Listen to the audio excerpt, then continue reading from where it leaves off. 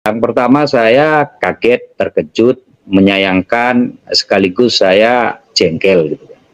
Kenapa lambang sesakral itu kemudian begitu mudahnya diutak-atik, dilecehkan, bahkan menurut saya ini yang membuat Lukman Simanjuntak ya, ini orang NU atau pembenci NU itu.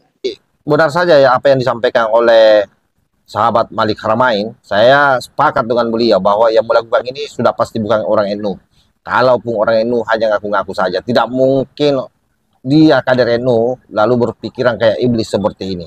Dan kritikannya itu sudah sangat tidak masuk di akal, sangat kurang ajar menurut saya ya, karena kemudian logo Nahdlatul Ulama itu yang diplesetkan. Betul-betul barbar, menggiring opini di media seolah-olah bahwa keputusan yang diambil untuk menerima konsesi tambang ini adalah untuk kepentingan pribadi para pengurus PBNU.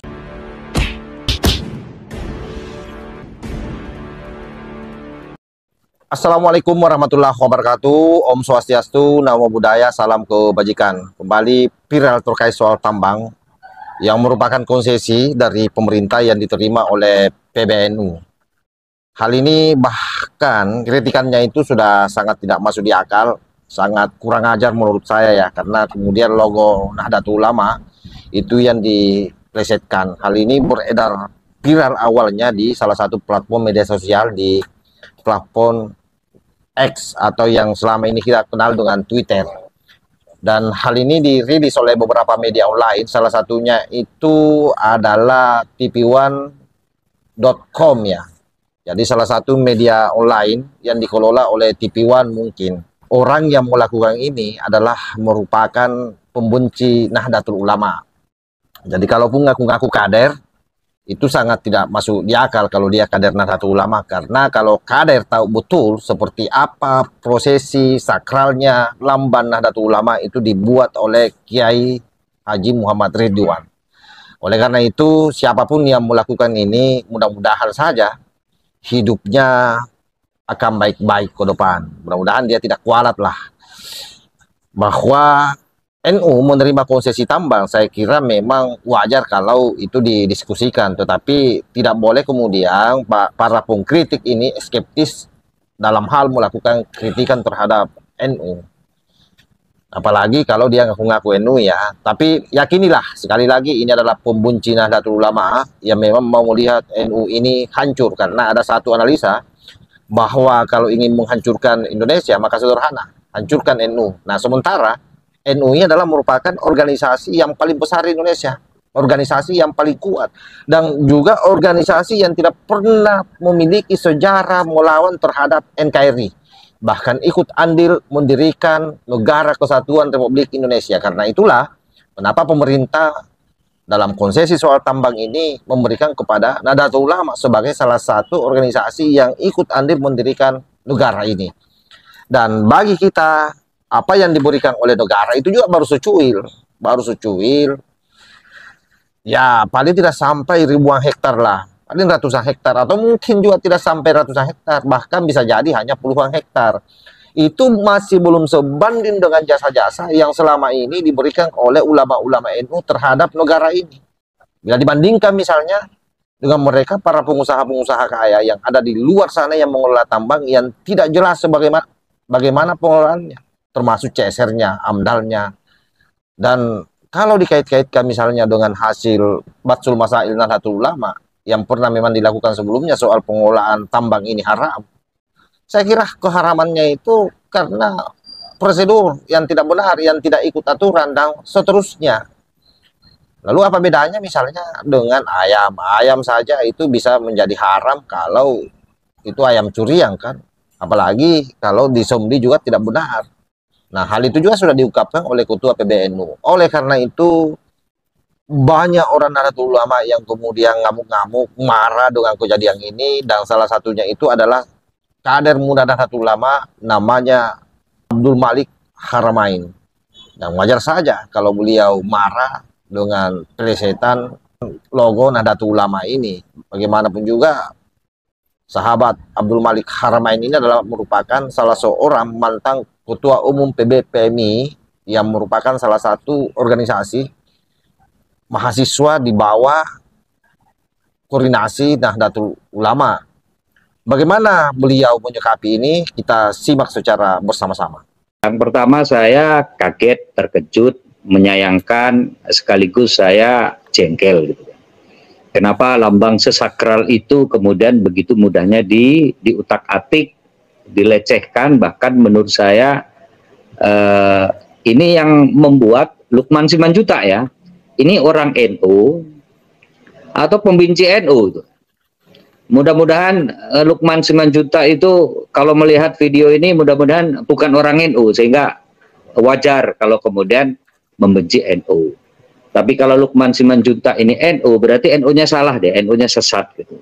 Atau mu'alaf NU tuh, baru seminggu yang lalu jadi NU, nggak mengerti atau nggak paham tentang sejarah NU, berdirinya NU, termasuk bagaimana lambang itu dibuat, luar biasa, situasi kebatinannya juga luar biasa, tidak seperti menggambar yang lain ya.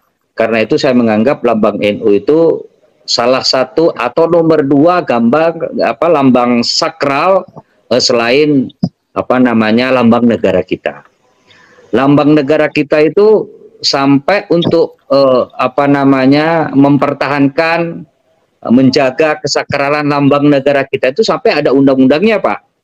Siapapun yang mengutak-atik lambang negara kita itu kena hukum, Pak. Saya kira meskipun kita tidak punya undang-undang khusus untuk melindungi logo NU, tetapi saya kira sebagai orang NU, sebagai aktivis NU, saya kira kebablasan, keterlaluan kalau kemudian ada kebijakan NU yang ditolak, dikritik, dikritisi, tapi kemudian menghancurkan rumah atau logo Nahdlatul Ulama. Yang kedua, saya kira ini juga persoalan ngotak-ngatik lambang ini atau logo ini, saya kira dari keluar atau diakibatkan oleh mungkin sikap atau kebijakan besar Nahdlatul Ulama, dalam ini pengurus besar Nahdlatul Ulama, untuk menerima konsesi tambang yang diberikan oleh pemerintah. Saya malah berpikir terbalik, Pak Yusuf, ketimbang teman-teman yang menolak, yang mengkritisi, bahkan mungkin skeptis ya. Kita coba untuk tidak skeptis dulu deh dengan sikap PBNU yang menerima, dan mungkin satu-satunya ormas yang menerima usulan dari pemerintah melalui PP 96 yang kemudian diubah menjadi PP 25 tahun 2024 itu. Saya lebih ingin berpikir positive thinking deh ketimbang negative thinking. Kenapa? Karena satu logika sederhana saya begini, Pak. Ya, kalau kemudian ormas-ormas keagamaan itu dilarang, bahkan kita tolak untuk kemudian menerima privilege dari pemerintah dalam konsesi tambang, dan kemudian tambang itu dikelola oleh perusahaan-perusahaan atau konglomerat-konglomerat itu, ya. Dan saya kira kita juga tahu apa kemudian kepentingan, apa kemudian dampak positif terhadap umat ketika sumber daya alam kita termasuk tambang dikelola oleh konglomerat-konglomerat itu, Pak. Teman-teman harus tahu ya, ada 7 sampai 10 konglomerat yang konsentrasi mengeruk tambang-tambang itu. Dan sama sekali tidak aksesnya kepada umat. Positifnya apa terhadap umat? Apalagi ngomong kepentingan Nahdlatul Ulama, nggak ada, Pak. Nah, nggak ada, Pak. Nah, mereka kemudian menjadi kaya raya, menjadi konglomerat, salah satunya karena tambang.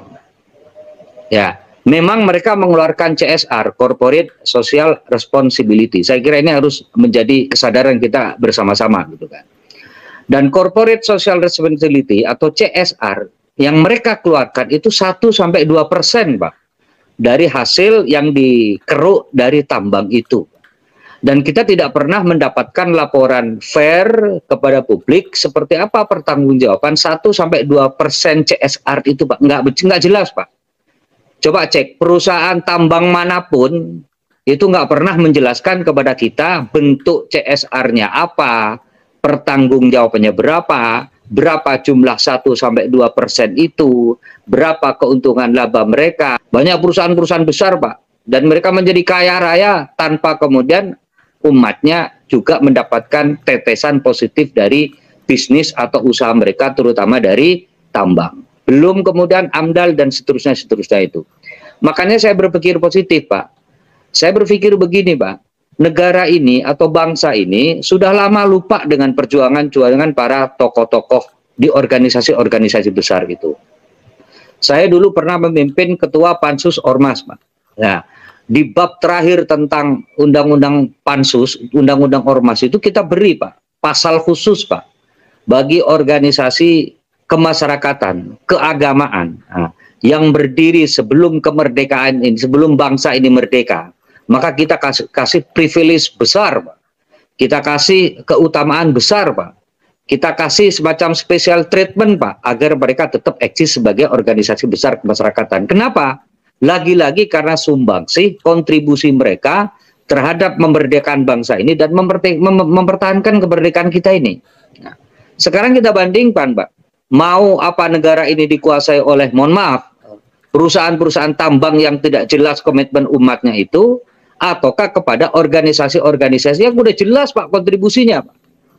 Saya malah berpikirnya begitu, Pak. Kan banyak itu organisasi NU, Muhammadiyah, Persis, Al-Irsyad, dan sebagainya. Nggak dapat apa-apa dari negara, Pak. Apalagi coba tambang secuil itu, Pak. Paling PBNU itu dapatnya paling tidak sampai ratusan hektar. Paling puluhan ribu hektar, Pak. Nggak ada apa-apanya dengan Adaro, dengan DESSA itu, dengan kemudian perusahaan Bayan Resources, Pak, dengan Harum Energi, dengan Saratoga Investama Sedaya. Itu ratusan ribu hektar mereka menguasai tambang, Pak. Tapi kita tidak pernah menggugat itu. Saya nggak ngerti ya, aktivis-aktivis NU yang mungkin concern di bidang lingkungan, kenapa sih nggak pernah protes mereka, konglomerat itu mendapatkan akses begitu mudahnya atas tambang, nggak pernah protes mereka. Ya, saya belum pernah dengar protes mereka itu. Ya, kecuali mungkin mereka melakukan pelanggaran atas AMDAL-nya, oke lah. Tapi kenapa kemudian kita ini baru mau mulai diberi privilege, sudah diprotes nggak karu-karuan, itu pun cuma secuil, Pak. Dari sekian ribu, bahkan sekian juta pertambangan kita yang diberikan oleh NU. Makanya saya berpersepsi positif, Pak. Mungkin ini usaha pemerintah, usaha Pak Presiden Joko Widodo untuk memberikan sesuatu, hadiah lah, kepada ormas-ormas yang sudah jelas-jelas berjasa memerdekakan bangsa ini dan mempertahankan bangsa ini, Pak. Ya, itu pun cuma secuil, Pak. Kalau itu dibandingkan dengan kontribusi mereka, nggak ada apa-apanya, Pak. Ya, tidak ada apa-apanya ketimbang pengorbanan yang sudah diberikan oleh para kiai, para tokoh, baik tokoh NU, tokoh Muhammadiyah terhadap bangsa ini, Pak. Hanya dengan segitu. Makanya saya heran juga. Mungkin saya berpikir logika terbalik, Pak, dengan itu.